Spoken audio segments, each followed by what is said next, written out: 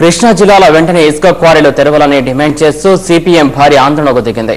ఇసుక లేక ఇళ్లు నిర్మించుకునే వారు ఇబ్బంది పడుతుంటే క్వారీలను, బిల్డింగు పనులను నమ్ముకున్న కార్మికులు పనులు లేక అల్లాడిపోతున్నారని సిపిఎం ఆగ్రహం వ్యక్తం చేసింది. రాష్ట్రంలో నూతన ఇసుక విధానాలు ప్రవేశపెడతామంటూ ఉన్న విధానాలను ప్రభుత్వం పక్కన పడేసింది. దీంతో కృష్ణా జిల్లాలో ఇసుక దొరక ప్రజలు అల్లాడిపోతున్నారు. సొంత ఇళ్లు నిర్మించుకునే పేదల నుంచి పెద్దల వరకు ఇసుక కోసం వెతుకులాడుతున్నారు. మరోపక్క ఇసుక దొరక పనులు లేక తాపీ కార్మికులు పస్తులు ఉండాల్సి వస్తుంది. అసలు క్వారీలే లేకపోవడంతో ఆ క్వారీల్ని నమ్ముకొని జీవిస్తున్న కార్మిక కుటుంబాలు కూడా నానా అవస్థలు పడుతున్నాయి. అందుకనే వెంటనే క్వారీలు తెరవాలని డిమాండ్ చేస్తూ సిపిఎం పమిడిముక్కల మండలం లంకపల్లి నుంచి రొయ్యూరు వరకు 27 కిలోమీటర్ల దూరం నిరసనగా పాదయాత్ర నిర్వహించారు. ఈ 27 కిలోమీటర్ల దూరంలో మొత్తం 8 ఇసుక క్వారీలు ఉండేవి.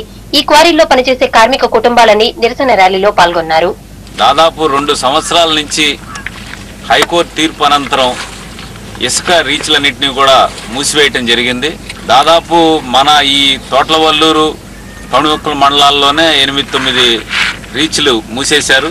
దీన్ని తెరిపించడానికి గత ప్రభుత్వం కానీ, ఇప్పుడు కొత్తగా ఏర్పడిన ప్రభుత్వం కానీ ఎటువంటి చొరవ తీసుకోవటం లేదు.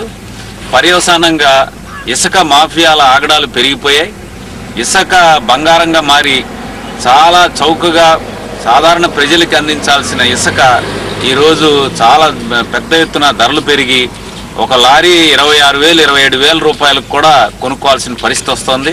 ప్రభుత్వ విధానాల పేరుతో కార్మికులు, పేదలకు అన్యాయం చేయడం మానేసి ఇప్పటికైనా వెంటనే ఇసుక క్వారీలు తెరవాలన్న డిమాండ్ అన్ని వర్గాల నుంచి వినిపిస్తుంది.